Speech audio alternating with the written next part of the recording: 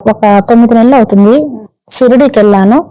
వెళితే అక్కడ ఎంత జరిగిందంటే, నేను లోపల పోయి బయట వస్తూ ఉన్నా. షిరిడీలో దేవుడు దర్శనం చేసుకుని బయట వస్తుంటే, అప్పుడు నాకెందుకు నేను మా వాళ్ళు చెప్పులు ఏదో వస్తువులు పక్కన పెట్టేసి వచ్చారు, అవి తీసుకొని వస్తూ ఉన్నా.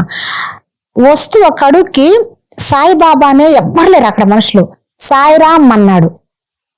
సాయిరామ్ అని కూర్చున్నాడు పటం పెట్టుకొని. కూర్చుంటే ఆయన కళ తేజస్సు సాయిబాబానే కనిపిస్తున్నాడు నాలో, ఆయనలో, మనిషిలో. ఓకే, మనిషి రూపంగా ఉన్నాడా? మనిషిలాగే ఉన్నాడు, కానీ అదంతా కూడా ఆయన తేజస్సే కనిపిస్తుంది. నామాలు పెట్టుకొని ఉన్నాడు. అప్పుడు పోయేటప్పుడు ఎవ్వరు లేరు. 5 సెకండ్లో నేను పోయింది ఇటు సామాన్ తేవడానికి, వాచ్ ఫోన్ తేవడానికి, 4-5 పట్టుకొని రావడానికి పోయేటప్పుడు ఎవ్వరు లేరు అక్కడ మనిషి. నేను వచ్చి కరెక్ట్ గా మాటలో సరిగూసులో ఒక ఆయన వచ్చి కూర్చున్నాడు, సాయిరామ్ అని. సాయిరామ్ అని పలికిండు. ఆయన అనుకుని కూర్చున్నాడు. చూసా సేమ్ ఆయన ఏరే వాళ్ళైతే కదా సాయిబాబాని. అవును. తర్వాత ఇంకో నేనేమంటే డబ్బులు వేయాలనుకుని జేబులో చేపడతాను, ప్యాంట్ లో చూస్తుంటే ఈ ఫోన్లు అన్నిప్పుడు నాకు కొంచెం నరాల ప్రాబ్లం ఉంది, ఇవన్నీ పెట్టేసి వచ్చి వేద్దామని చెప్పేసి వెళ్ళా. సెకండ్ అటుబెట్టేసరికి మాయమైపోయాడు. ఒకే సెకండ్.